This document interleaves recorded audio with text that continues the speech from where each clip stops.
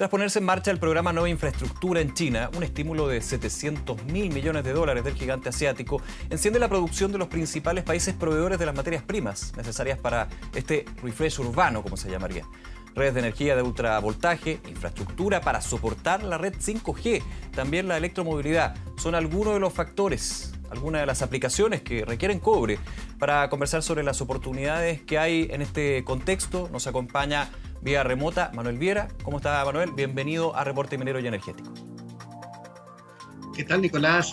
Un gusto estar con usted. Gracias por acompañarnos y hablar de lo que está sucediendo en la industria y las proyecciones, porque aquí todas las proyecciones, las estimaciones están de todas maneras íntimamente relacionadas con la situación sanitaria mundial y la situación de recesión mundial.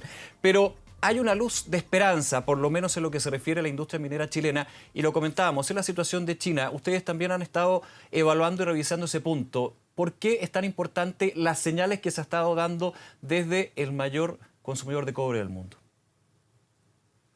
Bueno, es una muy buena noticia para Chile, obviamente, que el gigante asiático como es China haya despertado.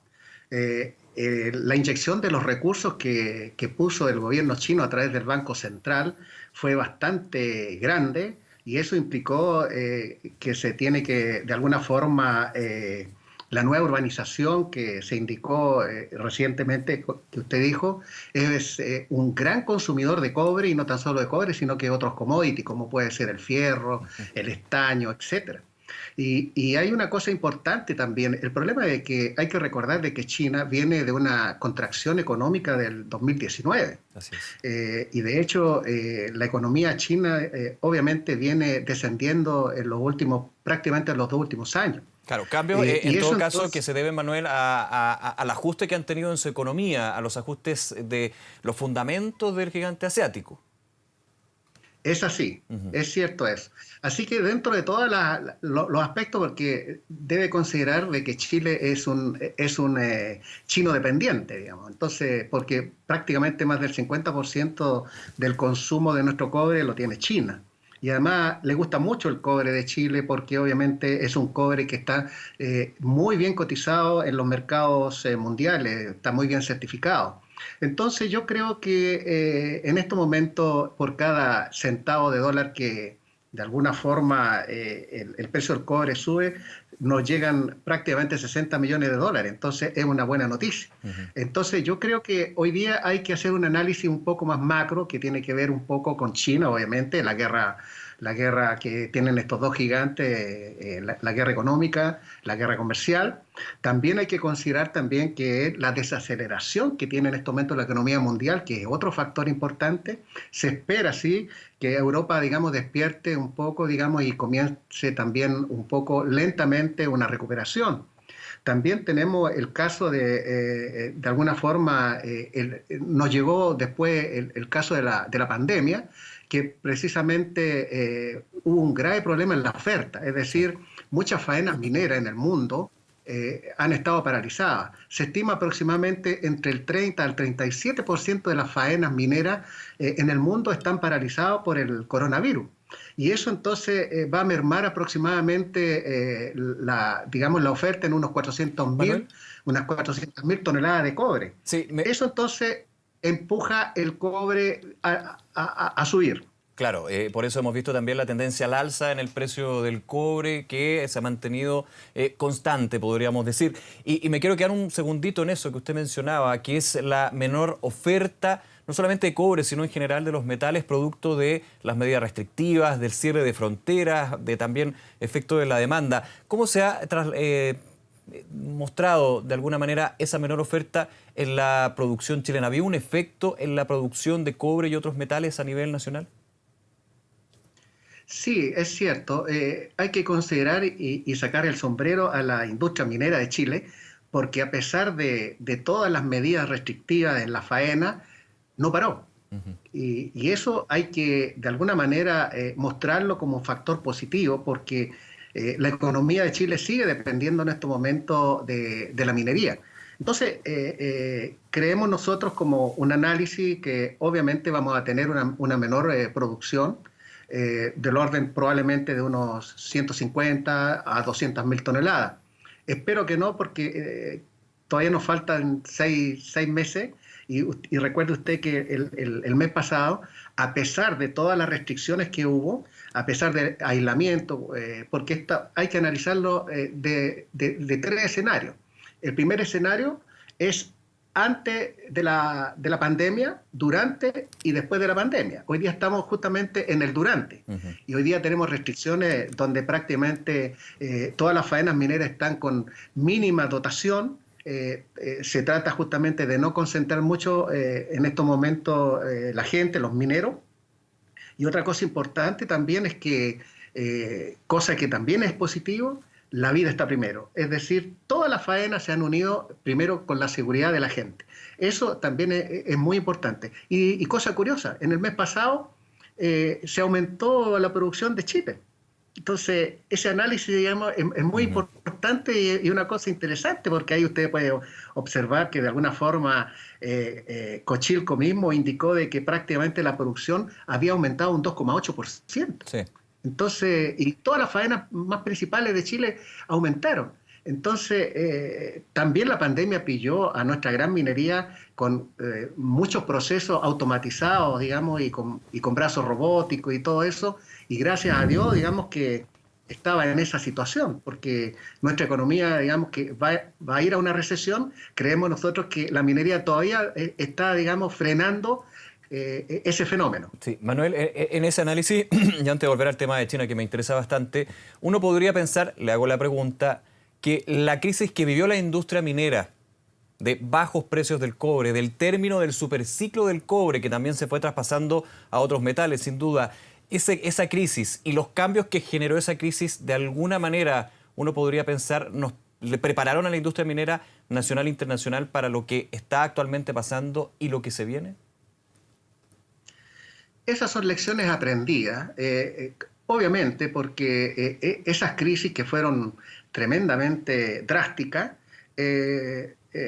ha traspasado un poco el concepto de la experiencia, pero esos superciclos, que el precio del cobre estuvo prácticamente sobre $4, creo que no se van a volver a repetir más. Primero que nada porque los mercados han estado más maduros en esa parte. En segundo lugar, todavía, digamos, estamos dependiendo mucho del gigante asiático que es China.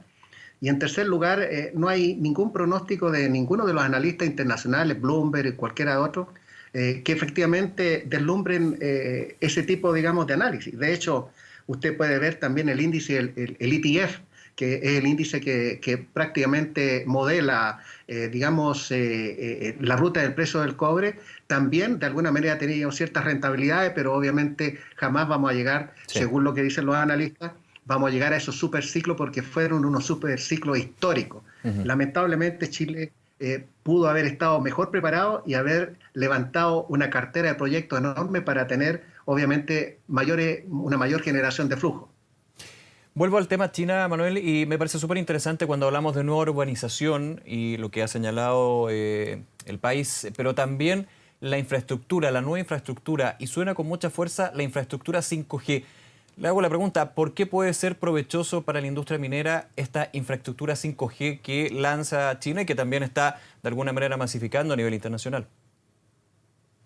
Bueno, es obvio, digamos, que China va muy adelantado con esta nueva técnica de 5G y debe recordar de que digamos, esta tecnología 5G prácticamente nos va a tener prisioneros, digamos. Es decir, es una tecnología que nosotros todavía no nos damos cuenta de que se nos va a meter en la casa y prácticamente nos pueden hacer desaparecer a un clic del mouse.